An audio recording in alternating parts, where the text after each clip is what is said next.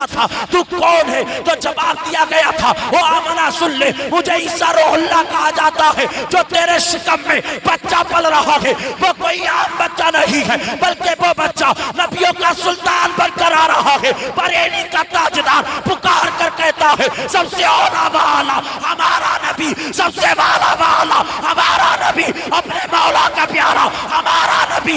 कौन देता है देने को, मुंह चाहिए देने वाला है सच्चा। रब्बिल आलमीन। आइए हजरात, गुंबदे खजरा में आराम फरमाने वाले आका, हमारे तुम्हारे दाता, लंबे लंबे हाथों से भीख देने वाले आका, फातिमा के बाबा, हसनैन के नाना, जनाबी अहमदी मुजतबा मोहम्मद मुस्तफ़ा सल्लल्लाहु ताला अलैहि वसल्लम की मुक़द्दस बारगाह में झूम झूम कर दुरूद पाक का नजराना पेश करें। जितनी नबी से मोहब्बत है उतनी बुलंद आवाज से पढ़िए। अल्लाहुम्मा सल्ली अला सय्यिदिना व मौलाना मुहम्मद व बारिक व सल्लिम। सल्लु अलैहि सलातु व सलामन अलैका या रसूल अल्लाह, सलातु व सलामन अलैका या नबी अल्लाह, या हबीब अल्लाह सल्लल्लाहु तआला अलैहि वसल्लम। इमाम इश्क मोहब्बत अशाह इमाम अहमद रजा खान फाजिल बरेलवी अलैहि रहमतुर रिज़वान इरशाद फरमाते हैं, पेश हक मुस्दा शफात का सुनाते जाएंगे। यार भोले से खाना, पेश हक मुस्दा शफात का सुनाते जाएंगे, आप रोते जाएंगे हमको हंसाते जाएंगे। पेश हक मुस्दा शफात का सुनाते जाएंगे, आप रोते जाएंगे हमको हंसाते जाएंगे। और वुसअते दी है खुदा ने दामने महबूब को, जुर्म खुलते जाएंगे आका छुपाते जाएंगे, जुर्म खुलते जाएंगे आका छुपाते जाएंगे। माशाअल्लाह आपके सर के ताज मौलाना अब्दुल रज़्ज़ाक साहब तशरीफ ला चुके हैं और साथ ही साथ में मौलाना अफसार साहब भी तशरीफ ला चुके हैं। मेरा इमाम आगे और इरशाद फरमाता है, बेनिशानों का निशान मिटता नहीं, मिटते मिटते नाम हो ही जाएगा। बोले यार सुभान अल्लाह। बेनिशानों का निशान मिटता नहीं, मिटते मिटते नाम हो ही जाएगा। साइलो दामन सखी का थाम लो, कुछ ना कुछ इनाम हो ही जाएगा।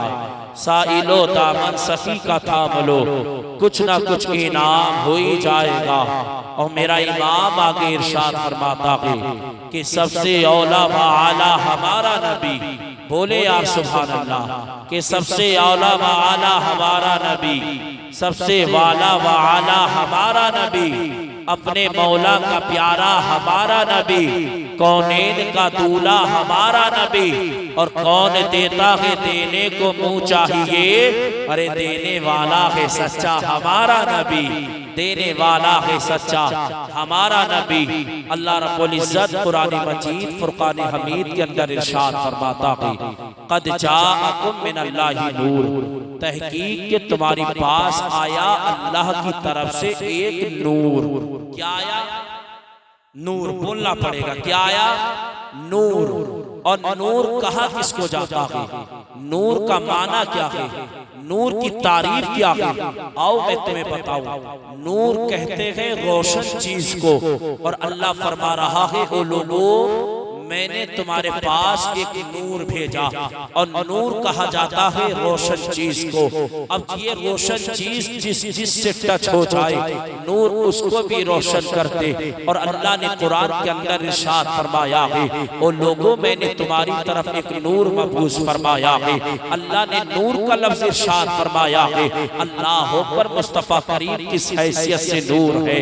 क्या सरकार खुद भी चमके हैं और अपने जरिए दूसरों को चमकाया चमकाया है क्या नहीं। मुस्तफ़ा करीम से कितने लोग चमके हैं। अल्लाह अकबर। अगर हम तारीख की किताबों का मुताला करें तो रातों दिन कम पड़ जाएंगे, लेकिन मुस्तफ़ा करीम से चमकने वालों की तादाद कम नहीं पड़ सकती है। अगर हम अहदीस का मुताला करें तब हम इस नतीजे पर निकल कर आएंगे कि अल्लाह अकबर किताबें कम पड़ जाएंगी, हमारी जिंदगी कम पड़ जाएगी, लेकिन मुस्तफ़ा करीम से चमकने वालों की तादाद कम नहीं पड़ सकती है। अगर हम तफसीर में जाएं तो यूं कहे कि जब से ये नूर इस खाकेदानी पर आया है, कभी इस नूर ने आदम सफीउल्लाह को चमकाया है, कभी इस नूर ने मूसा कलीमुल्लाह को चमकाया है, कभी इस नूर ने ईसा रूहुल्लाह को चमकाया है, कभी इस नूर ने हजरत दानियाल को चमकाया है, कभी इस नूर ने हजरत ज़करिया को चमकाया है। अगर हम नीचे की जानिब आ जाए तो यूं कहे कि कभी इस नूर ने अबू बकर सिद्दीक को चमकाया था, कभी इस नूर ने उमर फारूक आज़म को चमकाया था, कभी इस नूर ने उस्मान गनी को चमकाया था, कभी इस नूर ने मौला अली को चमकाया था। अल्लाह अकबर। कभी इस नूर ने इमाम आज़म को चमकाया है, कभी इस नूर ने इमाम शाफई को चमकाया है, कभी इस नूर ने इमाम मालिक को चमकाया है, कभी इस नूर ने इमाम हम्बल को चमकाया है। अल्लाह अकबर। कभी इस नूर ने शुहदा की जमात को चमकाया है, कभी इस नूर ने इमाम हसन को चमकाया था, कभी इस नूर ने इमाम हुसैन को चमकाया था, कभी इस नूर ने अली अकबर को चमकाया था, कभी इस नूर ने अली अस्कर को चमकाया था। मक्का बगदाद वाले दूल्हा अब्दुल कादिर जिलानी मक्का वाले के नूर से चमके हैं। हिंदुस्तान के राजा मक्का वाले के नूर से चमके हैं। निजामुद्दीन औलिया मक्का वाले के नूर से चमके हैं। मक्का वाले के नूर से चमके हैं। शानी आज़मिया मक्का वाले के नूर से चमके हैं। कभी इस नूर ने आदम सफीउल्लाह को चमकाया है, कभी इस नूर ने मूसा कलीमुल्लाह को चमकाया है, कभी इस नूर ने ईसा रूहुल्लाह को चमकाया है, कभी इस नूर ने हजरत ज़करिया को चमकाया है। अब ये नूर मक्का की सरजमीन पर पैदा हुआ है, आमना का बेटा बनकर, अब्दुल्लाह का लख्त जिगर बनकर। जब ये नूर मक्का की सरजमीन पर आया है, ये नूर चलते चलते शुहदा की जमात को चमकाया है, सालिहीन की जमात को चमकाया है। जब ये नूर बगदाद आया है तब तो कादिर को चमकाया है, हिंदुस्तान आया है तो ख्वाजा गरीब नवाज को चमकाया है। ये नूर चलते चलते जब शहर बरेली आया है और आने के बाद हुजूर मुफ्ती आजम हिंद को मिला है तो मुस्तफा खान रजा चमके है, दादू शरिया को मिला है, अजहरी मियां चमके है, हामिद रजा को मिला है, मुफस्सिर आजम हिंद चमके है। और जब इसी नूर से हमारा तुम्हारा इमाम इमाम इसको मोहब्बत और शाह इमाम अहमद रजा फाज़िले बरेलवी चमका तो दामन फैलाकर ज़माने वालों को ये खिराज अकीदत पेश किया। या रसूल अल्लाह चमक तुझसे पाते हैं सब पाने वाले, मेरा दिल भी चमका दे चमकाने वाले, बरसता नहीं देख कर अबरे रहमान बदों पर भी बरसा दे बरसा दे। नारे तकबीर, नारे रिसालत, मसलके आला हज़रत, जश्न ईद मिलादुन नबी, जश्न ईद मिलादुन नबी, सरज़मीने रजौड़ा। नारे तकबीर, मुफ्ती फजल साहिब क़िबला, नारे हैदरी।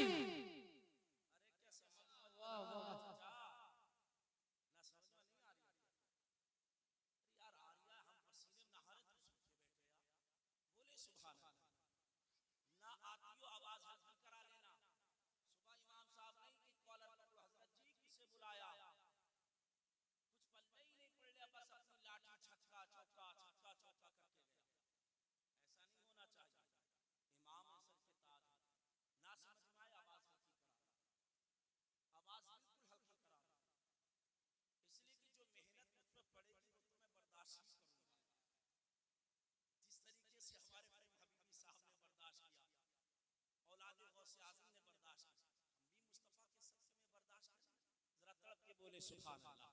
मेरा इमाम इरशाद फरमाता है, चमक मुझसे पाते हैं सब पाने वाले, मेरा दिल भी चमका दे चमकाने वाले, बरसता नहीं देख कर अबरे रहमान बदों पर भी बरसा दे बरसाने वाले। बोले यार सुभान अल्लाह। बदों पर भी बरसा दे बरसाने वाले।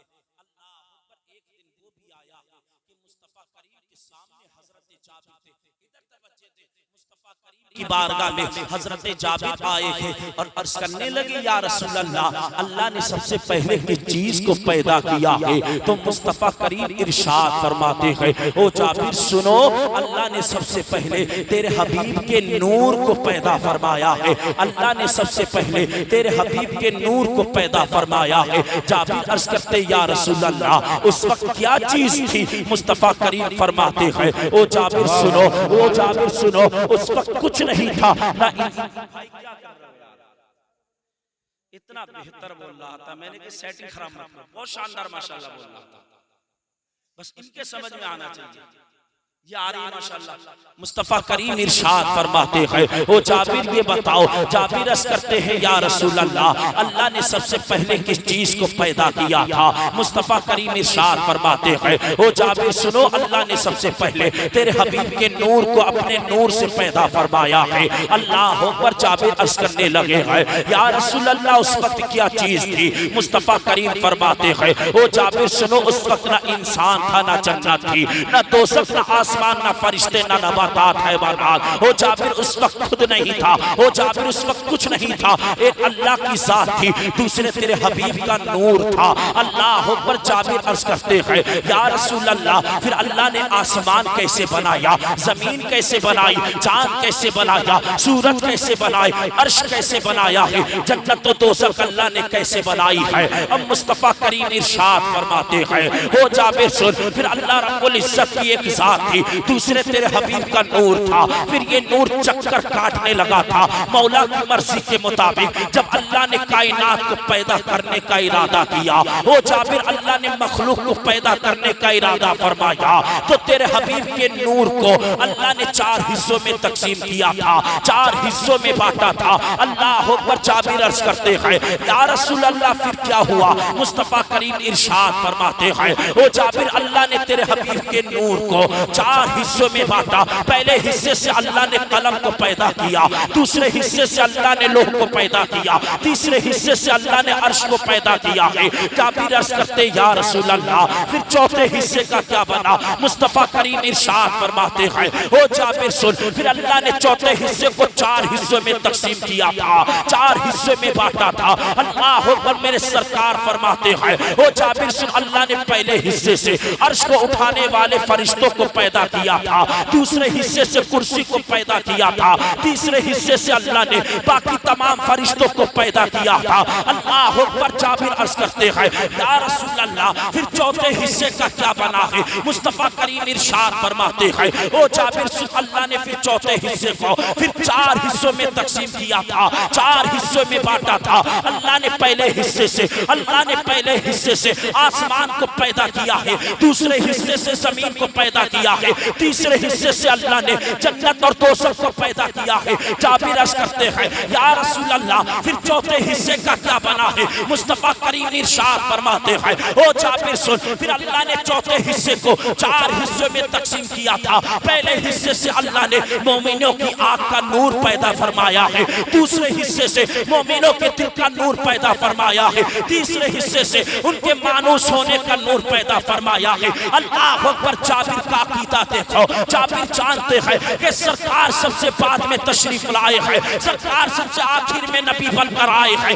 अल्लाह अकबर। जाबिर ने मुस्तफा करीम से सवाल किया था, और मुस्तफा करीम बताओ तो सही, अल्लाह ने सबसे पहले किस चीज को पैदा किया है? तो जाबिर का अकीदा देखो, जाबिर जानते हैं कि अल्लाह रब्बुल इज्जत ने मुस्तफा करीम को तख्लीक के अव्वल का भी इल्म दिया है और तख्लीक के बाद का भी इल्म दिया है। और जब जाबिर ने मेरे सरकार से सवाल किया था तो मुस्तफा करीम ने ये नहीं फरमाया, ओ जाबिर मैं क्या जानूं, मैं तो आखिर में नबी बनकर आया हूँ, मुझे पहले का क्या पता। अरे नहीं नहीं, मुस्तफा करीम ने ऐसा नहीं फरमाया है। जब जाबिर ने सवाल किया तो मेरे सरकार ने वजाहत के तौर पर इरशाद फरमाया, और मुस्तफा ने जाबिर को ये पैगाम दिया है, ओ जाबिर सुन, अल्लाह ने तेरे महबूब की शान इतनी बुलंद रखी है, जो कुछ हो चुका है तेरा हबीब उसको भी जानता है, और क़यामत तक जो कुछ होने वाला है तेरा नबी उसको भी जानता है। बरेली का इमाम पुकार कर कहता है,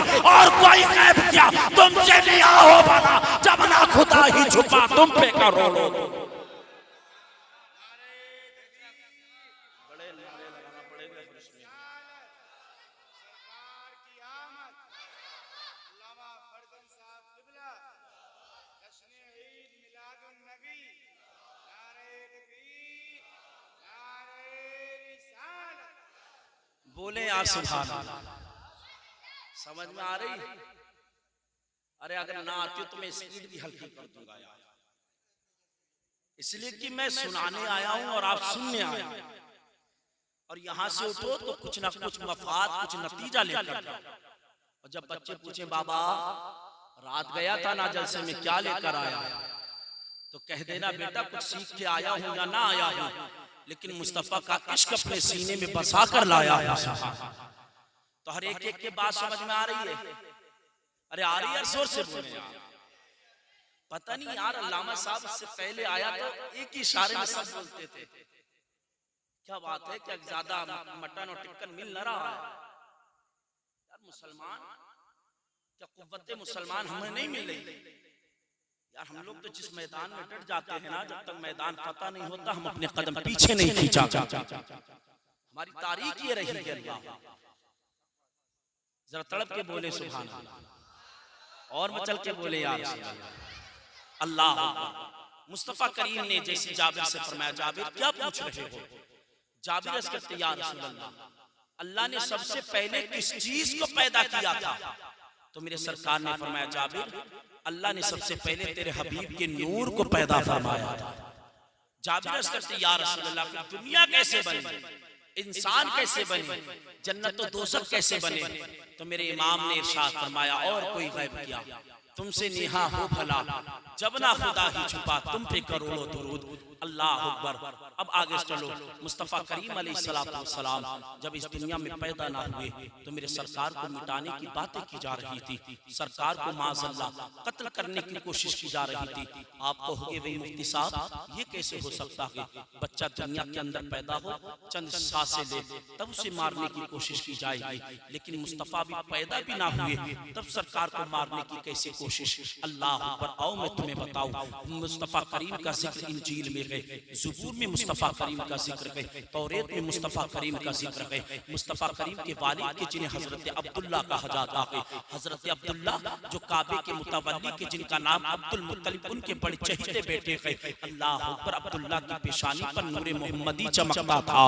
अल्लाह अकबर। नजूमियों ने और यहूदियों ने, उनके बड़े बड़े आलिमों ने जब तौरेत को पढ़ा था उसमें मुस्तफ़ा करीम का जिक्र पाया है, इंजील को पढ़ा मुस्तफ़ा करीम का जिक्र पाया है। जितने भी नबी आए हैं हर नबी ने आकर ये बशारत दी कि आखिर जमाने में एक ऐसा नबी पैदा होगा कि जिसे जमाना मोहम्मद कहेगा। और जब वो नबी इस दुनिया पर आएंगे फिर उसके बाद कोई नबी दुनिया पर तशरीफ नहीं लाएगा, वो आखिरी रसूल बनकर आएंगे, आखिरी नबी बनकर आएंगे। अल्लाह अकबर। नजूमियों ने ये खबर दी थी, ओ यहूदियों सुनो, अगर तुम अपना दीन बचाना चाहते हो, अपनी किताब बचाना चाहते हो, अपनी शरीयत बचाना चाहते हो, तब तुम्हें मक्का की धरती पर जाना होगा। मक्का में एक जात है जिसे अब्दुल्ला कहा जाता है, उसकी पेशानी पर नूरे मोहम्मदी चमकता है। अगर तुम चाहते हो तुम्हारी शरीयत महफूज हो जाए तो मक्का की धरती पर जाकर तुम्हें अब्दुल्ला को कत्ल करना होगा। और जब शादी से पहले अब्दुल्ला कत्ल हो जाएंगे तो वो नूर उनके साथ दुनिया से चला जाएगा,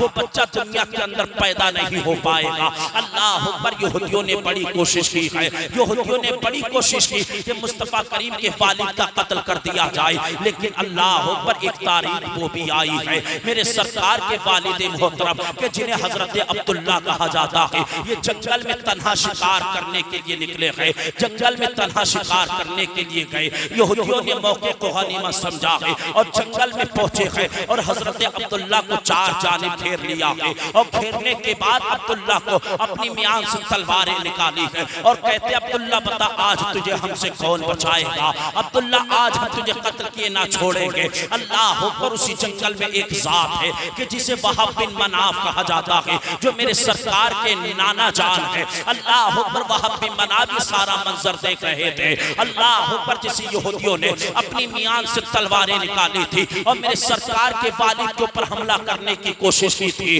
वहाब बिन मनाफ ने क्या देखा कि अचानक चंद इंसान दुनिया पर जाहिर हुए हैं कि जिनका लिबास सफेद है, जो नूर ही नूर नजर आ रहे हैं। अल्लाह पर उन्होंने यहूदियों को मारना शुरू किया और यहूदियों को भगाना शुरू किया और अब्दुल्ला को लिया है। लेने के बाद काबे के अंदर छोड़कर चले आए। वहाब बिन मनाफ ने ये सब सारा मंजर देखा है, असमे मुसम्मम कर लिया है, पुख्ता इरादा कर लिया है कि मैं अपने बेटी आमना की शादी इसी अब्दुल्ला के साथ करूंगा। अल्लाह पर वहाब बिन मनाफ ने अपने दोस्तों यारों को इसका जिक्र किया है। ये पैगाम काबे के मुतवल्ली अब्दुल मुत्तलिब के कानों तक पहुंचा है। अब्दुल मुत्तलिब ने अपनी बीबी के जिसका नाम फातिमा था, जो मेरे सरकार की दादी है, अल्लाह पर उनके गोशे गुजार की है। अल्लाह पर अब्दुल मुत्तलिब कहने लगे हैं, ओ फातिमा जाओ तुम वहाब बिन मनाफ के मकान पर चली जाओ और देखो तो सही आमना कैसी दिखती है, आमना का हुस्नो जमाल कैसा है। अल्लाह पर फातिमा आई है,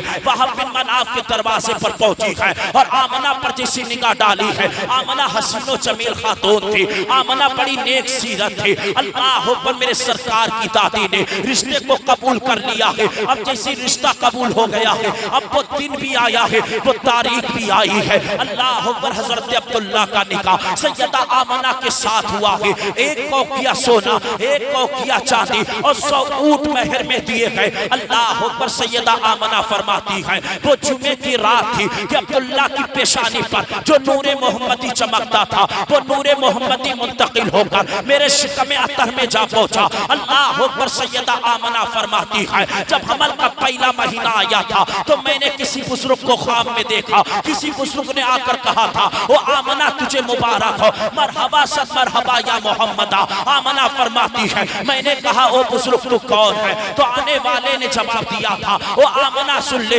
मुझे हजरत आदम सफीउल्लाह कहा जाता है। सैयदा आमना फरमाती है, फिर हमल का दूसरा महीना आया तो किसी बुजुर्ग ने आकर मुझसे ख्वाब में कहा था, हिल गया क्या हुआ?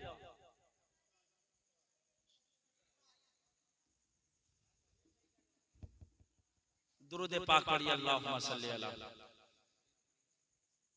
सय्यिदना व मौलाना मुहम्मद व आलिहि वसल्लम सल्लु अलैहि सलातु व सलाम अलैहि सल्लल्लाहु तआला अलैहि वसल्लम। किरण मत खा जाना है, कहीं फिर दम मार मार के तुम्हें सही करें। अल्लाह पर सैयदा आमना फरमाती है, हमल का पहला महीना आया तो किसी बुजुर्ग ने आकर ख्वाब में मुझसे कहा था, ऐ आमना तुझे मुबारक हो, मरहबा सद मरहबा या मोहम्मदा। सैयदा आमना फरमाती है, मैंने उस बुजुर्ग से कहा तू कौन है? तो आने वाले ने जवाब दिया था, वो आमना सुन, मुझे आदम सफीउल्लाह कहा जाता है। सैयदा आमना फरमाती है, फिर हमल का दूसरा महीना आया तो किसी बुजुर्ग को मैंने ख्वाब में देखा। किसी बुजुर्ग ने आकर कहा था, अस्सलामु अलैका या रसूल अल्लाह। आमना फरमाती है, मैंने कहा तू कौन है? तो आने वाले ने जवाब दिया था, ओ आमना सुन, मुझे हजरत शीस अलैहिस्सलाम कहा जाता है। सैयदा आमना फरमाती है, फिर हमल का तीसरा महीना आया था तो किसी बुजुर्ग ने आकर कहा था, अस्सलामु अलैका या नबी अल्लाह। सैयदा आमना फरमाती है, मैंने उससे कहा तू कौन है? तो आने वाले ने जवाब दिया था, ओ आमना सुन, मुझे हजरत इदरीस अलैहिस्सलाम कहा जाता है। सैयदा आमना फरमाती है, फिर हमल का चौथा महीना आया तो मैंने किसी बुजुर्ग को ख्वाब में देखा। किसी ने आकर मुझसे कहा था, अस्सलामु अलैका या हबीब अल्लाह। मैंने कहा तू कौन है? जवाब दिया गया था, वो आमना सुन, मुझे हजरत नूह अलैहिस्सलाम कहा जाता है। सैयदा आमना फरमाती है, फिर हमल का 5वां महीना आया तो किसी बुजुर्ग ने आकर मुझसे कहा था, अस्सलामु अलैका या सफ़त अल्लाह। मैंने कहा तू कौन है? जवाब दिया गया था, आमना सुन ले, मुझे हजरत हूद अलैहिस्सलाम कहा जाता है। सैयदा आमना फरमाती है, फिर हमल का 6वां महीना आया तो मैंने किसी बुजुर्ग को ख्वाब में देखा। किसी ने आकर कहा था, अस्सलामु अलैका, अस्सलामु अलैका या रहमत अल्लाह। सैयदा आमना फरमाती है, मैंने कहा तू कौन है? तो आने वाले ने जवाब दिया था, वो आमना सुन ले, मुझे इब्राहिम खलीलुल्लाह कहा जाता है और तू हबीबुल्लाह की माँ बनने वाली है। सैयदा आमना फरमाती है, फिर हमल का 7वां महीना आया तो किसी बुजुर्ग ने आकर कहा था, अस्सलामु अलैका मन अख्तारहुल्लाह। मैंने कहा तू कौन है? तो तो जवाब दिया गया था, वो आमना सुन ले, मुझे इस्माइल ज़बीउल्लाह कहा जाता है। सैयदा आमना फरमाती है फिर हमल का 8वां महीना आ जा तो किसी बुजुर्ग ने आकर मुझसे कहा था अस्सलामु अलैका या खैरा खल्किल्लाह। मैंने कहा तू कौन है? तो जवाब दिया गया था, वो आमना सुन ले, मुझे मूसा कलीमुल्लाह कहा जाता है। सैयदा आमना फरमाती है फिर हमल का 9वां महीना आ जा तो मैंने एक अल्लाह के नबी को ख्वाब में देखा, उसने आकर मुझसे कहा था ऐ आमना तुझे मुबारक हो, मरहबा सद मरहबा या मोहम्मद, अस्सलामु अलैका या रसूल अल्लाह, अस्सलामु अलैका या नबी अल्लाह, अस्सलामु अलैका या हबीब अल्लाह। सैयदा आमना फरमाती है मैंने पूछा था तू कौन है? तो जवाब दिया गया था, वो आमना सुन ले, मुझे ईसा रूहुल्लाह कहा जाता है, जो तेरे शिकम में बच्चा पल रहा है वो कोई आम बच्चा नहीं है, बल्कि वो बच्चा नबियों का सुल्तान बनकर आ रहा है, बरेली का ताजदार पुकार कर कहता है सबसे औला वाला हमारा नबी, सबसे वाला वाला हमारा नबी, अपने मौला का प्यारा हमारा नबी। कौन देता है देने को, मुंह चाहिए देने वाला है सच्चा हमारा नबी। नारे तकबीर, नारे रिसालत, जश्न ईद मिलादुन नबी, अल्लामा फरजंद साहब किबला, नारे तकबीर, नारे रिसालत। कोई दीवाना ऐसा नहीं जो मजमे से नारा लगा दे अल्लाह अल्लाह, ऐसे मुक्तदी हैं आपके, आहा सुभान अल्लाह। आगे बढ़ के लगाओ, ऐ वाह माशाल्लाह, लगाओ यार जोर से नारा। क्या अगली साल लगाओ भैया? अल्लाह अल्लाह। अरे मैं दो भाई पहले नारा लगाएंगे यार, आसिफ भाई इतनी दूर से आए। अल्लाह अकबर, जोर से बोले या रसूल अल्लाह, जोर से बोले यार। जिंदाबाद जिंदाबाद जिंदाबाद जिंदाबाद। हाँ माशाल्लाह, सबसे प्यारा नारा, अपने गांव का भी नाम लिया, मेरा भी नाम लिया। अल्लाह अकबर। आमना फरमाती है नाराए तकबीर, नाराए रिसालत, नाराए रिसालत, मसलके आला हजरत अल्लामा मौलाना मुफ्ती जनाब फरजंद साहिब किबला, नाराए तकबीर।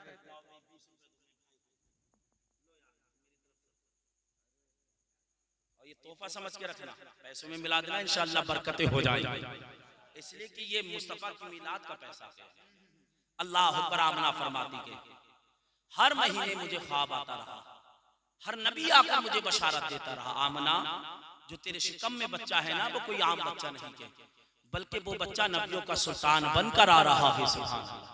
मेरा इमाम पुकार कर कहता है, मेरा इमाम पुकार कर कहता है सबसे औला व आला हमारा नबी, सबसे वाला व आला हमारा नबी, अपने मौला का प्यारा हमारा नबी, कौनैन का दूल्हा हमारा नबी, और कौन देता है देने को मुंह चाहिए और देने वाला है सच्चा।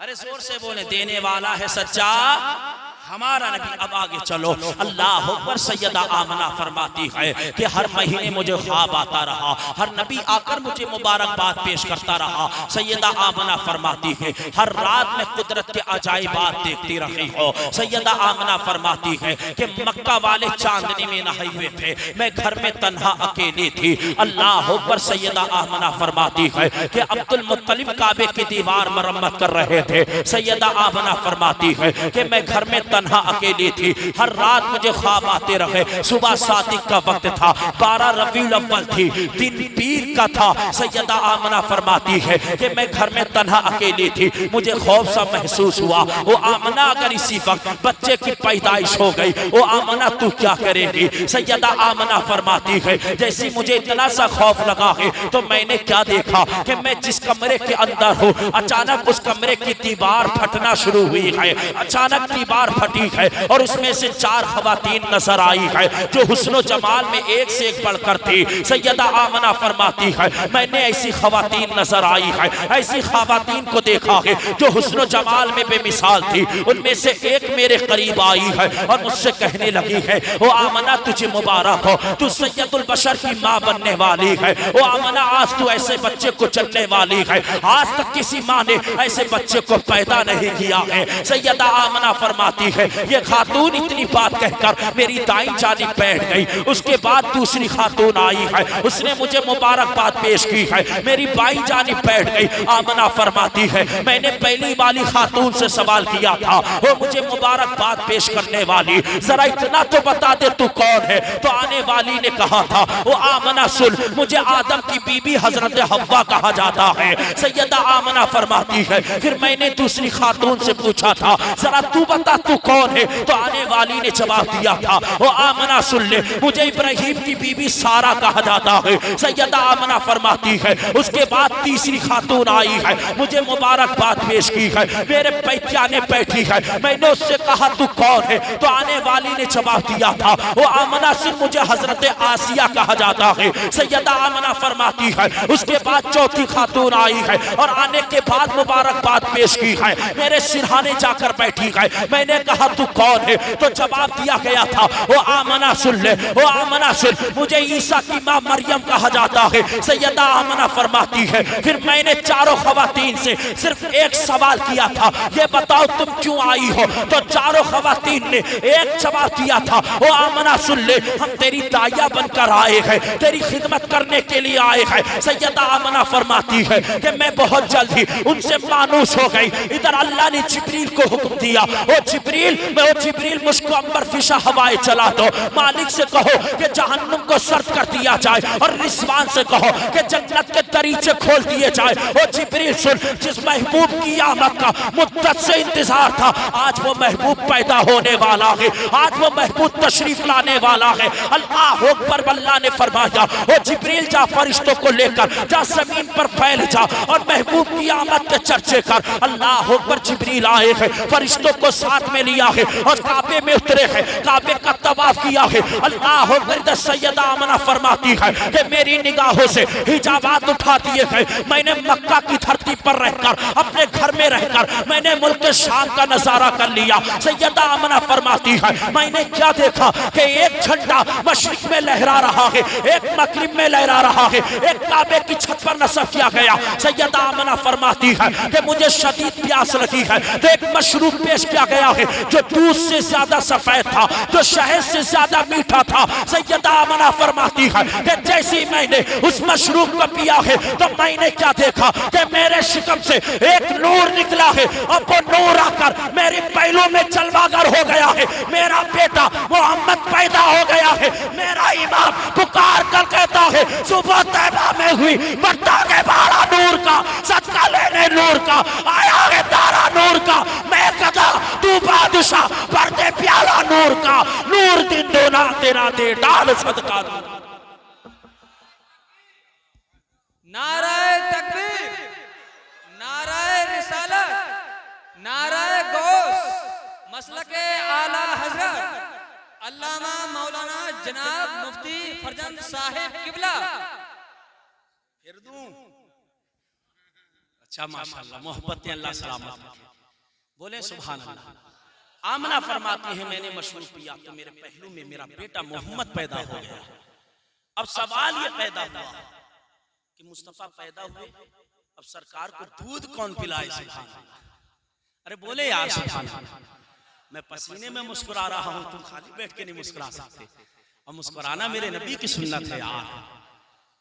आमना फरमाती है मेरा बेटा मोहम्मद पैदा हो गया। अब सवाल पैदा ये हुआ कि मुस्तफा को दूध कौन पिलाएगा? किस दाई का इंतखाब किया गया है? किस दाई को चुना गया है जो आखिरी पैगंबर को दूध पिलाए? किस औरत का इंतजाम किया गया जो अब्दुल्ला के बेटे मोहम्मद को दूध पिलाए? अल्लाह पर सैयदा आमना फरमाती है मेरे बेटे की पैदाइश हुई तो मेरे घर में अल्लाह की नूरी मखलूक ने आना शुरू कर दिया। फरिश्ते आमना के आंगन में आ रहे हैं और मोहम्मद का दीदार कर रहे हैं। और आते कैसे अदब से है, अल्लाह अकबर, कि कतार में आ रहे हैं, लाइन में खड़े खड़े आ रहे हैं, कहीं बेअदबी ना हो जाए। अल्लाह पर सैयदा आमना फरमाती है कि फरिश्ते मेरे छत के ऊपर चक्कर काटने लगे हैं, मेरे बेटे मोहम्मद का दीदार कर रहे हैं। इधर अब्दुल मुत्तलिब काबे के अंदर थे, काबे की दीवार मरम्मत करने के बाद अब्दुल मुत्तलिब ने काबे का तवाफ किया है। जब इधर मुस्तफ़ा करीम पैदा हो रहे थे, इधर अब्दुल मुत्तलिब ने क्या देखा है कि काबे की दीवारें झुकी जा रही है, जैसे सजदे में पड़ती जा रही हो। हजरत अब्दुल मुत्तलिब कहते हैं अचानक फिर मैंने क्या देखा कि दीवारें अपने आप से सीधी खड़ी हो गई। मैं हैरान हो गया और मैं दिल में सोचने लगा कि आज तक ऐसा कभी ना हुआ था कि जो दीवारें झुकी हुई हो। आज तक कभी ऐसा ना हुआ कि दीवारें झुकती नजर आई हो, लेकिन आज मोहम्मद की पैदाइश पर दीवारें झुक रही है, काबा झुका चला जा रहा है। मेरा इमाम बरेली से पुकार कर कहता है हाजियो आओ शहंशाह का रोजा देखो। काबा तो देख चुके हैं, काबे का काबा देखो, गौर से सुन तो रजा, काबे से आती है सदा, मेरी आंखों से मेरे प्यारे का रोजा देखो। अल्लाह पर सवाल ये पैदा हुआ, मुस्तफा को दूध कौन पिलाया? हलीमा सादिया कहती है मेरे बेटे मोहम्मद की पैदाइश हुई, जब मक्का की दाइयों को खबर हुआ मेरे आंगन में आना शुरू कर दिया और मुझसे कहा आमना हमने सुना है तेरे बेटे की पैदाइश हुई, हमारे हवाले कर दे, हम उसे दूध पिलाना चाहते थे। सैयदा आमना फरमाती है जिस दाई मुझसे इतना कहती तो मैं उन्हें ये जवाब देती इसका फैसला इसके दादा हजरत अब्दुल मुत्तलिब फरमाएंगे। सैयदा आमना फरमाती एक रात में सोई तो मेरे ख्वाब क्या देखा, किसी ने आकर मुझसे कहा आमना वो आमना परेशान मत हो, तेरे बेटे मोहम्मद को तेरे बेटे मोहम्मद को दूध पिलाने वाली दाई का इंतजाम कर लिया गया है, उसका नाम हलीमा सादिया होगा, जो कबीले बनी साद से ताल्लुक रखती होगी। सैयदा आमना फरमाती है जब दाई मेरे घर आती मैं उनसे पहले उनका कबीला मालूम करती, जब कबीले बनी साद नहीं सुनती फिर मैं उनका नाम मालूम करती, जब नाम हलीमा सादिया नहीं सुनती तो मैं ये कहकर दाई को वापस कर देती कि इस बच्चे का बाप जिंदा नहीं है। तो दाई इतना सुनती मेरे बेटे मोहम्मद को छोड़कर चली जाती। अल्लाह अकबर। सैयदा आमना फरमाती है मैं इसी इंतजार में थी वो हलीमा सादिया कब आएगी, मेरे बेटे मोहम्मद को कब अपने सीने से लगाएगी। अल्लाह अकबर। हालात ने हलीमा सादिया को मक्का आने पर मजबूर कर दिया, कबीले बनी साद में शदीद कहसाली बर्पा हो गई। अल्लाह अकबर। जानवरों के थनों में दूध खुश हो गया, बकरियों के थनों में दूध खुश हो गया, माओ के सीने सूख गए। अल्लाह अकबर। हलीमा सादिया कहती है कि मैं कबीले की औरतों के साथ सहारा जंगल में जाया करती और जंगल के पत्ते तोड़कर खाया करती और ऊपर से पानी पीकर अपनी जिंदगी गुजारा करती। हलीमा सादिया कहती है एक दिन वो भी आया है कि मैं कबीले बनी साद की औरतों के साथ मैं सहारा में थी, मैंने पत्ते तोड़े हैं और खाए, ऊपर से पानी पिया था। अचानक हाथी से आवाज आई है ओ हलीमा सुन जा, मक्का की धरती पर चली जा, तेरी किस्मत को संवारने वाला मोहम्मद पैदा हो चुका है।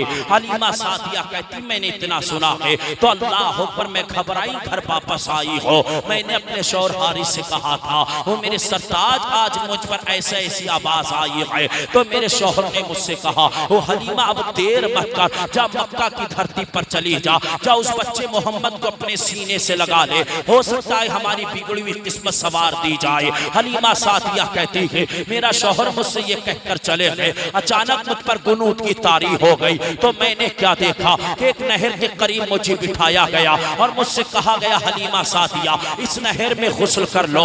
हलीमा कहती मैंने गुस्ल किया है, उसके बाद एक मशरूब पेश किया गया जो दूध से ज्यादा सफेद था, जो शहद से ज्यादा मीठा था। मुझसे कहा गया आम हलीमा इसको पी लो। हलीमा कहती है जैसे मैंने मशरूब को लिया है और पिया है उसके बाद मेरी आंख खुली है तो मैं क्या देखती हूँ, मैं अपने कमरे के अंदर मौजूद हो।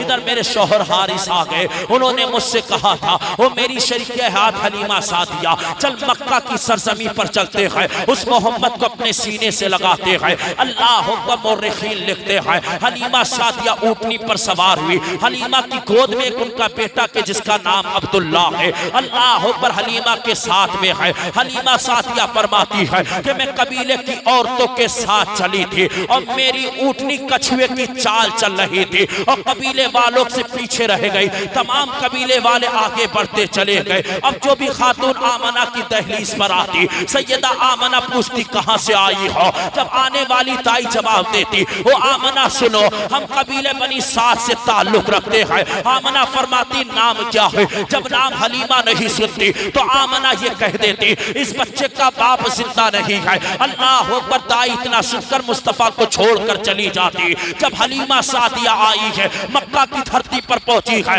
हलीमा सादिया ने काबे के मुतवल्ली के बारे में पूछा तो लोगों ने बताया अब्दुल मुत्तलिब कहा जाता है। हलीमा सादिया काबे में दाखिल हुई और अब्दुल मुत्तलिब से कहा है, ओ अब्दुल मुत्तलिब सुनो, हमने सुना है कि मक्का की धरती पर एक बेटा पैदा हुआ है कि जिसे जमाना मोहम्मद कहता है। हम उसकी ताई बनकर आए हैं, उसको अपने साथ ले जाने के लिए आए हैं। अल्लाह पर अब्दुल मुत्तलिब ने सुना है। अब्दुल मुत्तलिब ने सुना है। सुनने के बाद हलीमा सादिया को आमना के दरवाजे तक पहुंचाया है। अब जैसी आमना हलीमा के सामने आई है, हलीमा ने आमना को देखा है। सैयदा आमना फरमाती है वो खातून बता कैसे आना हुआ है। तो खातून ने जवाब दिया था, वो हली खातून ने जवाब दिया था, वो आमना सुन ले, हम तेरे बेटे मोहम्मद को दूध पिलाने आए हैं। अल्लाह अकबर। आमना फरमाती है वो आने वाली ताई बता तेरा नाम क्या है। जैसी आने वाली ने बताया है, वो आमना सुन मुझे हलीमा सादिया कहा जाता है। हलीमा सादिया कहती है कि आमना ने मेरी कलाई को पकड़ा है और पकड़ने के बाद उस जगह पर लाकर खड़ा कर दिया है कि जहां पर आमना का बेटा मोहम्मद आराम कर रहा था। अल्लाह अकबर। हलीमा फरमाती है कि जैसी मैंने मुस्तफा को देखा है और मैंने पूरे कमरे का जायजा लिया है तो मुझे ऐसा एहसास हुआ है कि पूरे कमरे में नूर ही नूर नजर आ रहा था। हलीमा सादिया कहती है उसके बाद मैं मुस्तफा करीम के सिरहाने जाकर खड़ी हो गई कि मोहम्मद को सीने से लगा लूं। अचानक मुस्तफा करीम ने आंखें खोली है और मेरे सरकार ने मुस्कुराना शुरू किया है। हम मुस्तफा करीम इतना मुस्कुराए हैं कि सरकार के मुस्कुराने से नूर की शुआएं निकल रही थी और आसमान की जानिब बढ़ती जा रही थी। हलीमा सादिया कहती है उसके बाद मैंने मोहम्मद को लिया है और अपने सीने से लगाया है, अपना दाया वाला पिस्तान पेश किया है। मोहम्मद ने उसे नोश किया है। जब मैंने बाया पिस्तान पेश किया है तो मोहम्मद ने उसे कबूल ना किया था। अल्लाह अकबर। हलीमा कहती है मैंने मोहम्मद को लेकर अपनी ऊँटनी पर बिठाया है। अब ऊँटनी का हाल यह है कि ऊँटनी में घोड़े जैसी ताकत पैदा हो गई है। अब ऊँटनी ने दौड़ना शुरू किया है, अब रुकने का नाम नहीं लेती है। तो कबीले की औरतें कहती है वो हलीमा सादिया जरा इतना तो बता दे क्या तूने मक्का के अंदर नई ऊँटनी खरीद ली है, अपनी पुरानी ऊँटनी बेच दी है। हलीमा कहती है अरे नहीं नहीं मैंने ऊँटनी नहीं बेची है। तो औरतों ने कहा था हलीमा ये बता तेरी ये ऊँटनी घोड़े की तरह क्यों दौड़ रही है, इसमें क्या तेरा कमाल है। हलीमा कहती है वो कबीले की औरतों सुनो, इसमें मेरा कमाल नहीं बल्कि आमना के बेटे मोहम्मद का कमाल है। नाराए तकबीर, नाराए तकबीर, नाराए रिसालत, नाराए गौस, मसलके आला हजरत अल्लामा मौलाना मुफ्ती जनाब फरजंद साहब किबला जिंदाबाद। ईद मिलादुन नबी जिंदाबाद। सरकार की आमद, मक्की की आमद, मदनी की आमद, हुजूर की आमद, सरजमीने रजोड़ा मौलाना फरजंद साहब किबला। सैयद साहब ये प्रोग्राम अल्लाह जन्नत नसीब फरमाए। यहाँ के इमाम साहब अल्लामा जियाउल हसन साहब यही नाम है ना, उन्होंने इसकी बुनियाद रखी थी। इंतकाल हो गया उनका, अल्लाह उन्हें जन्नत नसीब फरमाए, गुनाह सगीरा कबीरा को माफ फरमाए। और उनकी बुनियाद रखेंगे इस चीज को इंशाअल्लाह। जब तक रजौड़ा के अंदर मुसलमान रहेगा इस प्रोग्राम को जारी सारी रखेगा इंशाअल्लाह। बोलो इंशाअल्लाह। हजरत की याद रखी जाएगी। ये अल्लामा बड़ी मेहनत करते गए। जब मैं इससे पहले आया था तो इस मस्जिद के अंदर ना टाइल थी ना दूसरा मंजिला था, लेकिन गांव वालों की मोहब्बत और हजरत की मेहनत इस तरीके से रंग लाई कि माशाल्लाह अंदर भी टाइलें हैं, बाहर भी टाइलें हैं और दूसरा मंजिला भी तैयार हो गया। और बड़े सीधे इमाम हैं, शुरू से सबको पढ़वाते जा रहे हैं, अपने आप से अभी तक एक कलाम नहीं पढ़ा। इतना सीधा इमाम है यार। और ऐसा इमाम हर जगह हर लोगों को नहीं मिला करता। अब 5 साल हो गए माशाअल्लाह दीन की खिदमत करते हुए, और कितनी मोहब्बतें हैं यार, और इन्हें इनसे कितनी मोहब्बतें हैं। इसलिए कि जो इंसान किसी मौलवी का, बस एक आपको एक बात बताता हूँ, बात आगे चलता हूँ, याद रखो, ये मौलवी, ये हाफिज, ये आलिम, ये मुफ्ती, ये हमारे तुम्हारे नौकर नहीं है, ये मुस्तफा करीम अलैहिस्सलाम की चौखट के गुलाम। हम इन पर राज दिखाने आते, हजरत जी फातिहा देने क्यों नहीं आए, हजरत जी वक्त पर अजान क्यों नहीं हुई, 5 वक्त ड्यूटी लगा के तो देखो, तुम 5 वक्त नमाज पढ़ के तो देखो, तुम्हें अजान तक याद नहीं, और ताने इमाम के ऊपर, ताने मौलवियों के ऊपर। और कुछ मौलवी भी अल्लाह इतने नामकबूल हैं कि इंसान अगर पब्लिक कुछ कह रही है तो उसके ऊपर भी सवाल हो जाते हैं। ये कुछ मौलवियों का भी गलत तरीका है। अगर पब्लिक कुछ कह रही है भाई उसकी बात को तुम समझो, प्यार से उसे समझाओ।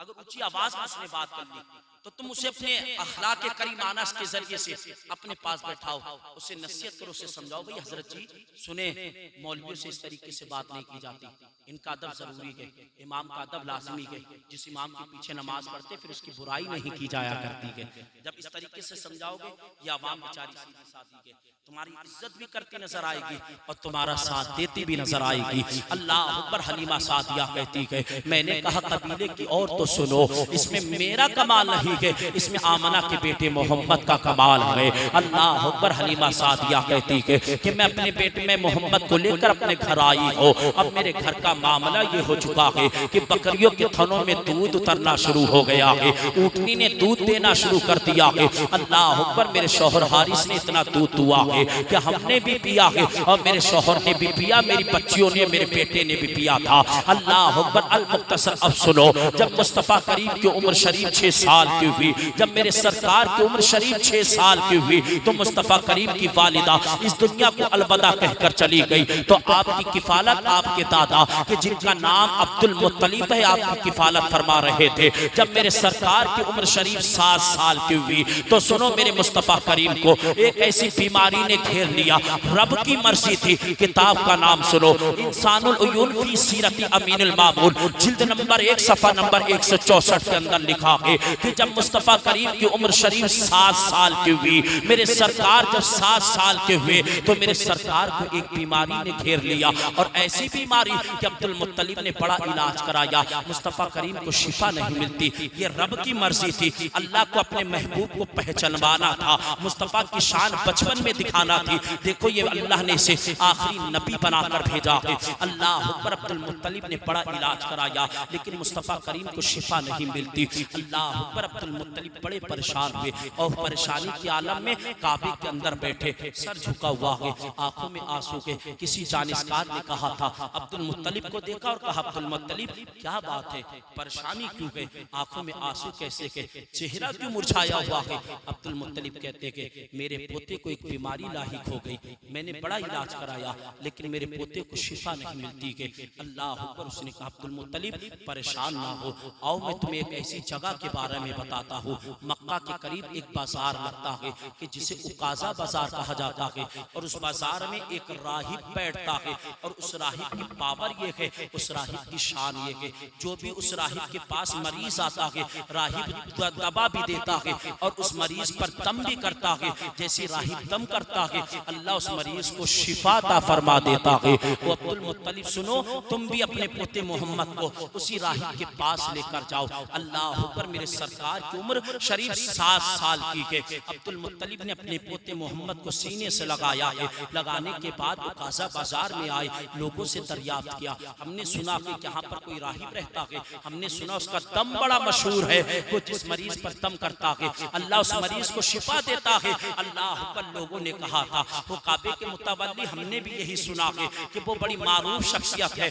कि उसका दम बड़ा मशहूर है, जिस मरीज पर दम करता है अल्लाह फौरन शिफा दे देता है। अल्लाह अकबर। राहिब के बारे में जिस इतनी बात सुनी, अब्दुल मुत्तलिब कहते हैं, मुझे बताओ तो सही राहिब का मकान कौन सा है। लोगों ने इशारा किया था, वो अब्दुल मुत्तलिब सुनो, यही राहिब का मकान है। अल्लाह अकबर। अब्दुल मुत्तलिब उस राहिब के मकान पर पहुंचे हैं। पहुंचने के बाद दरवाजे को खटखटाया है, तो किसी ने कहा था, वो काबे के मुतवल्ली सुनो, ये राहिब का दरवाजा है, जब ये दरवाजा बंद करता है तो कभी 6 महीने के बाद खोलता खोलता है, कभी साल भर के बाद खोलता है। अब्दुल मुत्तलिब सुनो, इसने अभी दरवाजा बंद किया है, अब ये दरवाजा नहीं खोलने वाला है। अब्दुल मुत्तलिब ने इतना सुना है, आंखों में आंसू आए हैं। अब्दुल मुत्तलिब क्या देखते हैं कि अचानक राहिब के मकान में जलजला पैदा हो गया है। राहिब की दीवारें लरसने लगी है, मकान थरथराने लगा है। राहिब ने दरवाजा खोला है और दरवाजा खोलकर जैसे सामने निगाह डाली है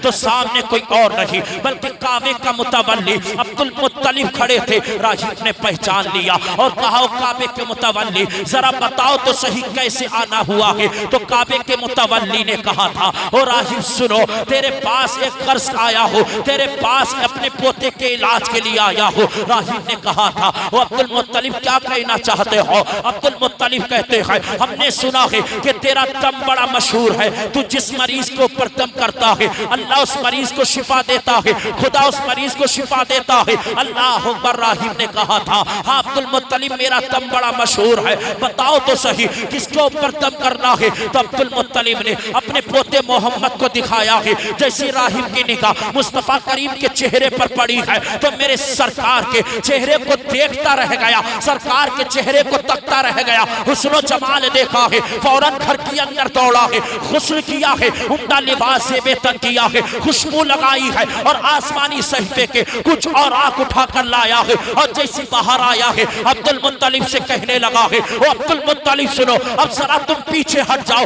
अपने पोते मोहम्मद को आगे करो। अल्लाह अकबर। जैसे अब्दुल मुत्तलिब ने मुस्तफा करीम को आगे किया है, राहिब ने मेरे सरकार के हुस्न जमाल को देखा है। अल्लाह अकबर। एक बरक पलटा है, मुस्तफा की नूरानी आंखें देखी है। दूसरा बरक पलटा है, सरकार के लबे मुबारक देखे है। तीसरा बरक पलटा है, सरकार के कान मुबारक देखे है। चौथा बरक पलटा है, सरकार के हाथ मुबारक देखे है। पांचवा बरक पलटा है, यहाँ तक के राहिब ने सर से लेकर पैर तक मुस्तफा को पूरा देख लिया और आसमानी सहीफे के एक एक बरक उलट पलट कर देख लिया। फिर राहिब कदमों पे गिरा और गिरकर कहता है, ओ अब्दुल मुत्तलिब सुनो, ये तेरा पोता बड़ी शान वाला है और इसकी शान यह है कि अल्लाह ने इसे आखिरी नबी बनाकर भेजा है। अब्दुल मुत्तलिब साहब, जब तक मैं जिंदा रहूंगा तेरे पोते मोहम्मद की तारीफ करता रहूंगा और तेरे पोते मोहम्मद का जिक्र करता रहूंगा। अल्लाह अकबर। फिर उसके बाद क्या हुआ? राहिब ने जैसे मुस्तफा करीम की तारीफ की, तारीफ करने के बाद अब्दुल मुत्तलिब कहते हैं, राहिब तेरा बड़ा शुक्रिया है, तूने मुझे मेरे पोते के बारे में बताया। राहिब कहने लगा, अब्दुल मुत्तलिब इनका जिक्र इंजील में भी है, इनका जिक्र ज़बूर में भी है, इनका जिक्र तौरेत में भी है। अब्दुल मुत्तलिब कहते, तेरा लाख एहसान है, तूने मेरे पोते की तारीफ मुझे बताई है, उसकी शान तूने मुझे बयान की है।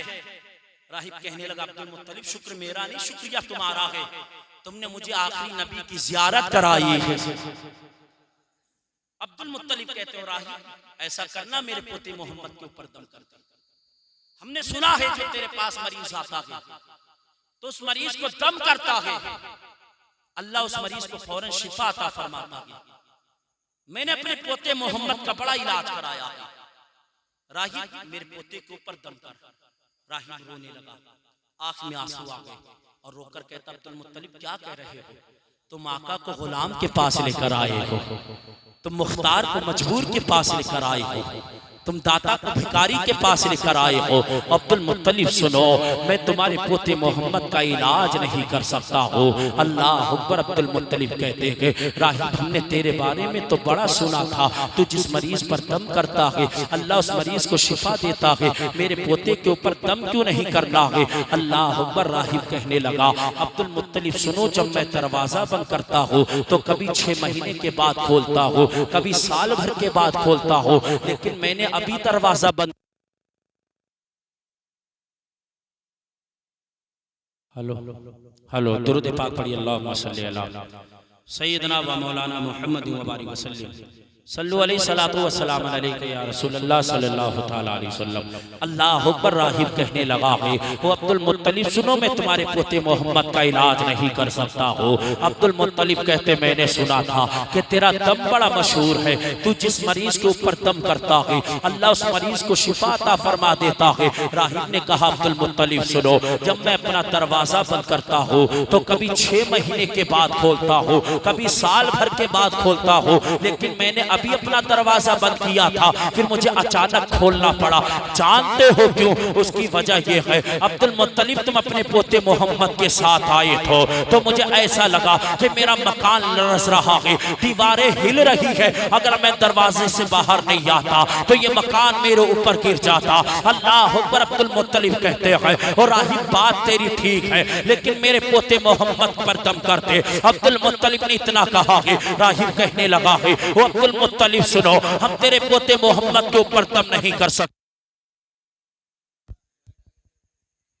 अल्लाह अकबर। राहिब कहने लगा है हम तेरे पोते मोहम्मद के ऊपर दम नहीं कर सकते हैं। अल्लाह अकबर। अब्दुल मुत्तलिब कहते क्यों नहीं कर सकता है? तो अल्लाह अकबर। राहिब ने जवाब दिया था कि इनका इलाज मेरे पास नहीं है, इनकी दवा मेरे पास नहीं है, इनका दम मेरे पास नहीं है। अब्दुल मुत्तलिब परेशान होने लगे तो फिर मेरे पोते मोहम्मद का इलाज कौन करेगा? तो राहिब ने जवाब दिया था वो अब्दुल मुत्तलिब सुनो, तुम्हारे पोते मोहम्मद का इलाज खुद इन्हीं के पास है। जैसे अब्दुल मुत्तलिब ने इतना सुना मुस्कुराए गए और कहते हैं और राहिब बता तो सही मेरे पोते मोहम्मद का इलाज क्या है? तो राहिब ने कहा था वो अब्दुल मुत्तलिब सुनो, अपने पोते मोहम्मद का लुआबे तहन निकालो और निकाल कर मोहम्मद की आंखों में लगा दो। आंखों में लगाना तुम्हारा काम होगा और शिफा देना इसके परवरदिगार का काम होगा। अल्लाह अकबर। अब्दुल मुत्तलिब कहते हैं मैंने अपने पोते मोहम्मद का लुआबे तहन निकाला है और निकालने के बाद आंखों में लगाया है। जैसी मैंने आंखों में लगाया अल्लाह ने मेरे मोहम्मद को शिफा अता फरमा दी। अल्लाह अकबर। अब्दुल मुत्तलिब कहते हैं फिर उसके बाद मैंने कहा था और राहिब जरा ये तो बता, जो तो हमने सुना था कि तेरा दम बड़ा मशहूर है, जो मरीज आता है तो उस मरीज को ऊपर दम करता है, अल्लाह मरीज को शिफा दे देता है। और राहिब जरा ये तो बता जब तू दम करता है तो पढ़ता क्या है? तो राहिब ने जवाब दिया था अल्लाह अकबर। मेरे सरकार की उम्र शरीफ अभी 7 साल है। तो राहिब का तकीदा देखो, राहिब कह रहा था ओ अब्दुल मुत्तलिब सुनो, जब कोई मरीज आता है तो मैं हाथ उठाकर अल्लाह की बारगाह में दुआ करता हूँ, मौला मैं तुझे आखिरी पैगंबर का वसीला देता हूँ, आखिरी नबी का वसीला देता हूँ, आखिरी रसूल का वसीला देता हूँ, इस मरीज को शिफा अता फरमा दे। राहिब कहने लगा ओ अब्दुल मुत्तलिब सुनो, मैं ये पढ़कर मरीज पर दम करता हूँ, दम करना मेरा काम होता है और शिफा देना मोहम्मद के परवरदिगार का काम हो। नारे तकबीर, नारे रिसालत, नारे गौसियत, मसलके आला हजरत, जश्न ईद मिलादुन नबी, नारे तकबीर जिंदाबाद। पर ये मेरे नबी की शान है। 7 साल की मुस्तफा करीम की उम्र है तो राहिब पहचान लिया कि अल्लाह ने इन्हें आखिरी नबी बनाकर भेजा। और राहिब ने कहा जब मैं मोहम्मद का वसीला देता हूं और दुआ करता हूं मौला आखिरी नबी का वसीला, मौला आखिरी रसूल का वसीला, इस मरीज को शिफा अता फरमा दे। अब्दुल मुत्तलिब मैं बस इतना पढ़कर मरीज पर दम कर देता, अल्लाह मरीज को शिफा अता फरमा देता। यार वो राहिब जान रहा है बगैर वसीले के कुछ मिलने वाला नहीं है। और आज कुछ ना खंदे सैयद साहब, कुछ गंदी नाली के कीड़े ऐसे पैदा हो गए जो ये कहते मांगना है तो डायरेक्ट अल्लाह से मांगो। मुस्तफा क्या देंगे? मांगना है डायरेक्ट खुदा से मांगो। जब सुबह का वक्त होता है ना, वही कहते हैं बीबी सबसे पहले चाय तू मुझे पिला, तब नहीं कहते डायरेक्ट खुदा से मांगेंगे चाय। खाने की वक्त आए तो बीबी से खाना लगवाते हैं, तब नहीं कहेंगे खुदा। अल्लाह अकबर। इतने बड़े जाहिल मुस्तफा करीम की जात के ऊपर उंगली उठाते हैं और कहते हैं कि मांगना है तो डायरेक्ट अल्लाह से मांगो।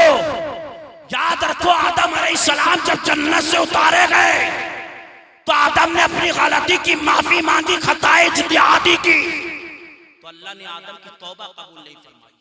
जब आदम ने मोहम्मद का वसीला दिया तो अल्लाह ने खता इज्तिहादी को माफ फरमा दिया। तब अल्लाह ने कहा था आदम अभी तो मैंने मोहम्मद को पैदा भी ना किया, अभी तो मैंने उन्हें दुनिया में मबूस भी ना किया, तूने कैसे पहचान लिया? आदम कहते हैं मौला जब तूने मुझ पर रूह डाली थी तो मैंने जब तूने मेरे जिस्म में रूह डाली थी तो मेरा सर अर्श आज़म की जानिब था, मैंने अर्श का हर एक एक पाए पर तेरे नाम के साथ मोहम्मद लिखा दे दिया। मैं जन्नत में गया, जन्नत के हर पत्ते पर मैंने मोहम्मद लिखा देखा है, मैंने गुलामों के सीनों पर मोहम्मद लिखा देखा है।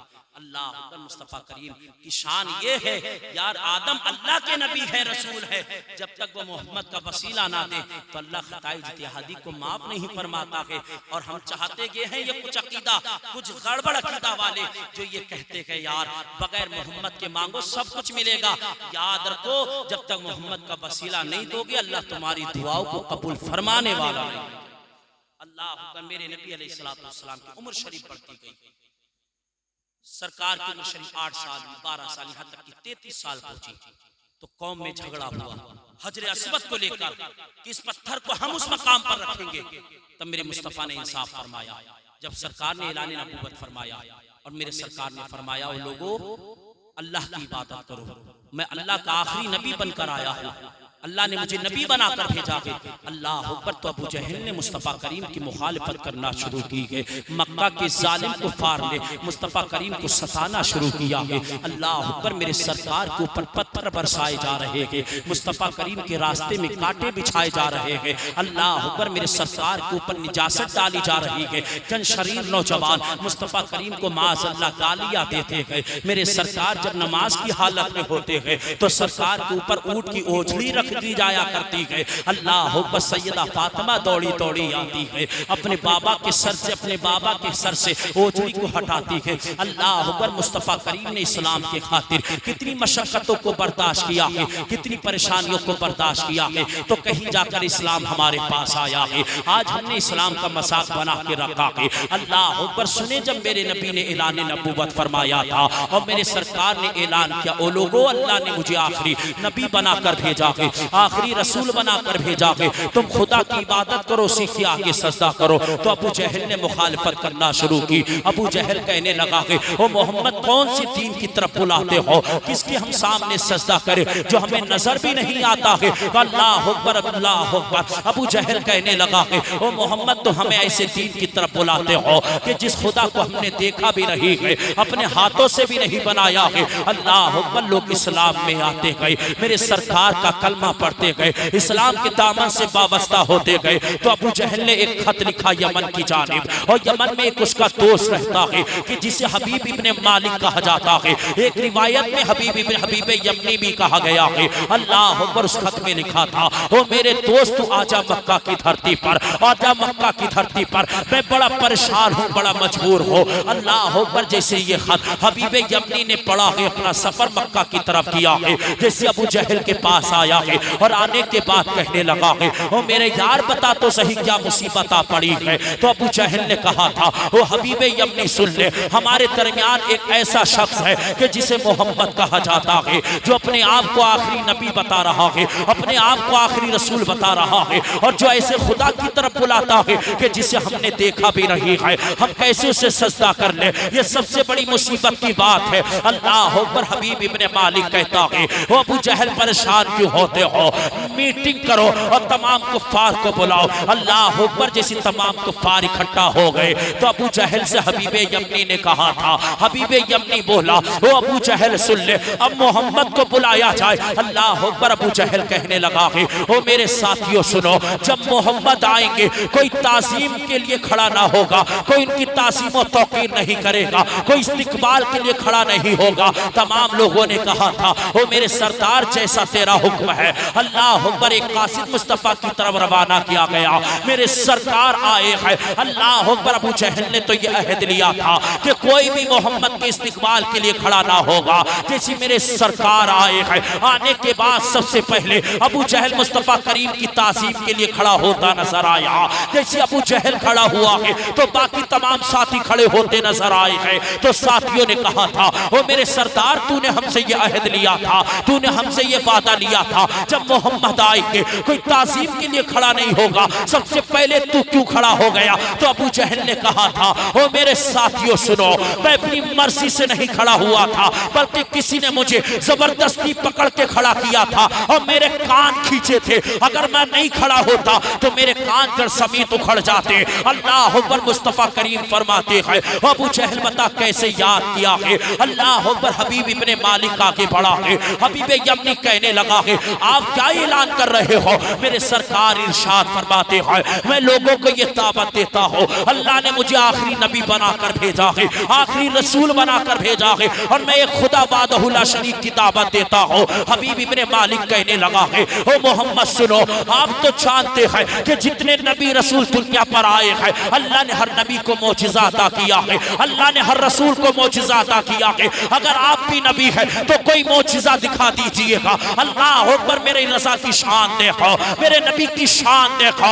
हबीब यमनी ने इतना सवाल किया था, मेरे सरकार ये कहना चाह रहे थे, ओ हबीब यमनी सुन ले, वो आदम थे जो मौजिज़ा लेकर आए, वो मूसा थे जो मौजिज़ा लेकर आए, वो ईसा थे जो मौजिज़ा लेकर आए, वो ज़करिया थे जो मौजिज़ा लेकर आए, वो नूह थे जो मौजिज़ा लेकर आए, वो यूनुस थे जो मौजिज़ा लेकर आए, वो यूसुफ थे जो मौजिज़ा लेकर आए, वो इद्रीस थे जो मौजिज़ा लेकर आए, वो शीश थे जो मौजिज़ा लेकर आए। मुस्तफा करीम हबीब यमनी से ये कहना चाह रहे थे, ओ हबीब यमनी सुन ले, 1,24,000 अंबिया इकराम मौजिज़ा लेकर आए, लेकिन मोहम्मद की शान ये है कि अल्लाह ने अपने महबूब को सरापा मौजिज़ा बनाकर भेजा। अल्लाह ने अपने नबी को सरापा मौजिज़ा बनाकर भेजा है। अल्लाह अकबर। मेरे नबी की शान देखो, मेरे सरकार का चलना मौजिज़ा है, मुस्तफ़ा का बैठना मौजिज़ा है, मुस्तफ़ा का सुनना मौजिज़ा है, मुस्तफ़ा का जागना मौजिज़ा है, मुस्तफ़ा का खाना मौजिज़ा है, मुस्तफ़ा का पीना मौजिज़ा है, मुस्तफ़ा का दीन इस्लाम फैलाना मौजिज़ा है, और मेरे सरकार का मेराज पर जाना भी मौजिज़ा है, और मेराज से वापस आना भी मौजिज़ा है। नारे तकबीर, नारे रिसालत, नारे गौसियत, मसलके आला हजरत, मसलके आला हजरत, जश्न ईद मिलादुन नबी, जश्न ईद मिलादुन नबी, मुफ्ती फरजंद मंजरी साहब क़िबला, मुफ्ती फरजंद मंजरी साहब क़िबला, नारे तकबीर, नारे रिसालत। हबीब यमनी कहता है, मोहम्मद सुनो, अगर आप अल्लाह के नबी हैं तो कोई मौजिज़ा दिखाए। मुस्तफा करीम इरशाद फरमाते, हबीब यमनी कौन सा मौजिज़ा देखना चाहता है? हबीब यमनी कहता, हुजूर सिर्फ 2 सवाल करूंगा, एक सवाल जाहिर करूंगा, एक सवाल बातिन में रखूंगा, यानी छिपा कर रखूंगा। अगर आप नबी हैं तो दिल का हाल जान लेंगे, और अल्लाह का कुरान फरमाता है, अन्नबिय्यु औला बिल मुमिनीना मिन अनफुसिहिम, कि नबी मोमिनों की जान से ज्यादा करीब है। बोलो या सुभान अल्लाह। नबी मोमिनों की जान से ज्यादा, जोर से बोले, ज्यादा करीब है अल्लाह। मेरे सरकार फरमाते, हबीब यमनी कौन सा मौजिज़ा देखना चाहता है? तो हबीब यमनी कहने लगा, हुजूर चलें। मेरे सरकार चले गए। एक रिवायत में मिलती है, कुफारे मक्का के चंद लोग थे, मेरे सरकार अबू जहल और हबीब यमनी साथ थे। अल्लाह अकबर। हबीब यमनी मुस्तफा करीम को एक पहाड़ी पर लेकर गया है। एक रिवायत ये मिलती है, उस पहाड़ी का नाम सफा पहाड़ी था। मेरे सरकार उस पहाड़ी पर चढ़े हैं। हबीब यमनी कहता है, ओ मोहम्मद अपने सर को आसमान की जानिब उठाओ। मेरे सरकार ने अपने सर को आसमान की जानिब उठाया है। मुस्तफा करीम फरमाते हैं, ओ बता हबीब यमनी क्या कहना चाहता है? हबीब यमनी कहने लगा है, ओ मोहम्मद जरा बताओ आसमान में क्या नजर आ रहा है? मेरे सरकार फरमाते हैं, ओ हबीब यमनी सुन ले, आसमान में चांद नजर आ रहा है। हबीबे यमनी कहने लगा है अगर आप अल्लाह के सच्चे नबी हैं, अगर आप अल्लाह के सच्चे रसूल हैं तो ऐसा कीजिएगा, आप इसी पहाड़ी पर खड़े होकर अपनी उंगली के इशारे से चांद के 2 टुकड़े कर दीजिएगा। अल्लाह तारीख बताती है कि मेरे सरकार अलैहिस्सलातु वस्सलाम ने उसी सभा पहाड़ी पर चढ़कर उंगली का इशारा किया था। मेरे सरकार का इशारा करना क्या था कि चांद 2 टुकड़े हो गया। बरेली का ताजदार इमामो इसको मोहब्बत पुकार कर कहता है सूरज उल्टे पाँव पलटे चांद इशारे से हो चांद अंधे नजदी देख ले कुदरत रसूलुल्लाह, अंधे नजदी देख ले कुदरत रसूलुल्लाह की। मेरे सरकार ने जब उंगली का इशारा किया चांद 2 टुकड़े हो गया, एक टुकड़ा पहाड़ की एक जानिब और दूसरा टुकड़ा पहाड़ की दूसरी जानिब। अबू जहल ने जैसे इतना देखा, हबीब इब्ने मालिक हबीब यमनी ने इतना देखा, कहने लगा है मोहम्मद टुकड़े तो कर दिए हैं, अभी ने जोड़ेगा कौन, अभी ने जोड़ के भी दिखाई अल्लाह। मेरे सरकार ने फिर उंगली का इशारा किया, मुस्तफा का इशारा करना था कि चांद फिर आपस में जुड़ता हुआ नजर आया। मेरे सरकार फरमाते हबीब यमनी अब बता दूसरी बात क्या है। कहने लगा हुजूर मैं नहीं बताऊंगा, मैंने पहली वादा किया था, एक जाहिर करूंगा एक छिपा कर रखूंगा। अगर आप अल्लाह के सच्चे नबी हैं, जो मेरे दिल में बात है चल रही है, आप उसे बताएं जो मैंने छिपा कर रखी है। मेरे सरकार ने इतना सुना है। मुस्तफा करीम फरमाते हबीब यमनी बताऊं? कहने लगा हाजी मोहम्मद बताइए। जब चांद के 2 टुकड़े कर दिए गए तो आप मेरे दिल की बात भी बता सकते हैं। मुस्तफा फरमाते हबीब यमनी तेरी एक बेटी है जो आंखों से अंधी है, कानों से बहरी है, मुंह से गूंगी है, हाथों से बेकार है, पैरों से लंगड़ी है, जो हिल नहीं सकती है, उठ नहीं सकती है, बैठ नहीं सकती है। हबीब यमनी तू चाहता है कि अल्लाह तेरी बेटी को शिफाता फरमा दे। हबीब यमनी ने सुना है, आंख में आंसू आ गए, कहने लगे मोहम्मद जो मेरे दिल में बात थी तुमने मेरे दिल की बात को पढ़ लिया। अरे बोले तुमने मेरे दिल की बात को पढ़ लिया। मेरे सरकार फरमाते हबीब यमनी यही चाहता है ना कि अल्लाह तेरी बेटी को शिफा अता फरमा दे। हबीब यमनी कहता है हाँ मोहम्मद मैं यही चाहता हूँ। अल्लाह अकबर। मुस्तफ़ा करीम फरमाते हैं तो हबीब यमनी अगर अल्लाह ने तेरी बेटी को शिफा दे दी, क्या तू इस्लाम कबूल कर लेगा? क्या तू मजहब इस्लाम में दाखिल हो जाएगा? क्या मेरा कलमा पढ़ लेगा? कहने लगा हाँ मोहम्मद मैं तुम्हारा कलमा पढ़ लूंगा। जब तुमने चांद के 2 टुकड़े किए थे तो इस्लाम की मोहब्बत सीने में रचना शुरू हो गई। जब तुमने उंगली का इशारा किया था चांद 2 टुकड़े हो गया तो इस्लाम की मोहब्बत सीने में पैदा होना शुरू हो गई। मुस्तफ़ा करीम फरमाते गए वो हबीब यमनी जा अल्लाह ने तेरी बेटी को शिफा अता फरमा दी। हबीब यमनी ने इतना सुना है, कहने लगा ए मोहम्मद अब हाथ भी आगे बढ़ा दो और मुझे अपना कलमा भी पढ़ा दो। मेरे सरकार ने कलमा पढ़ाया है। अब हबीब यमनी अपनी घर की तरफ आया है। अल्लाह होकर जैसे दरवाजे को खटखटाया है तो क्या देखा है, जिसने दरवाजा खोला है वो कोई और नहीं थी बल्कि इसकी बेटी सामने खड़ी थी, जो चल नहीं सकती थी, जो देख नहीं सकती थी, जो उठ नहीं सकती थी, जो हिल नहीं सकती थी, वही बेटी सामने खड़ी है। हबीब यमनी ने इतना देखा है, अब खुशी के मारे आंख में आंसू आ गए हैं। बेटी को सीने से लगाया है और लगाकर कहा था वो बेटी जरा ये तो बता तुझे शिफा कैसे मिल गई? तो बेटी ने जवाब दिया था ओ बाबा सुनो, एक हसीनो जमील चेहरे वाला आया था, ओ बाबा एक बल्लैल जुल्फों वाला आया था, उसने आकर कहा था ओ बेटी सुन ले मैंने तेरे बाबा को मक्का में कलमा पढ़ाया है, तू यहाँ कलमा पढ़ ले। ओ बाबा सुनो, जैसे मैंने उसका कलमा पढ़ा है, कलमा पढ़ना क्या था तो उसके परवरदिगार ने मुझे शिफा अता फरमा दी। कलमा पढ़ना क्या था, उसके परवरदिगार ने मुझे शिफा अता फरमा दी। ये मेरे नबी की शान है, लेकिन आज हम गुलाम नबी की शान सुनते तो हैं लेकिन अमल नहीं करते। बड़ी माजरत के साथ नबी का पैगाम सुनेंगे। हर जुमे को तुम्हारी मस्जिद का इमाम तुम्हें नसीहत करता है, बंदो नसीहत, और ऐसी नसीहत मैं एक रात आके तुम्हें नहीं समझा सकता, एक रात में मैं तुम्हें शरीयत नहीं पढ़ा सकता। जो तुम्हारी मस्जिद का इमाम है उसकी तुम्हें हम वक्त जरूरत है। लेकिन फिर इमाम को ताने दिए जाते। हजरत की बात नहीं कर रहा हूं मैं, तो आ चुका हूं माशाल्लाह, बहुत अच्छा मामला। तो ऐसा मत करना कि सुबह हजरत को टांग लेना, तुमने कही होगी मुफ्ती साहब से। मैं हकीकत बयान कर रहा हूँ कि हजरत को टांग लो, भाई अब्दुल रज़ाक साहब तुमने कही होगी मुफ्ती साहब से, इसलिए वो बयान कर रहे थे। नहीं जी, ऐसा नहीं। मैं जहां भी जाता हूँ, आप यूट्यूब पे देखना, जितनी भी तकारीर होंगी मेरी, हर एक पर इमाम के बारे में जरूर बयान करता हूं। इसलिए कि मैं खुद एक इमाम आदमी, सैयद साहब तहा की जामा मस्जिद में इमामत करता हूं।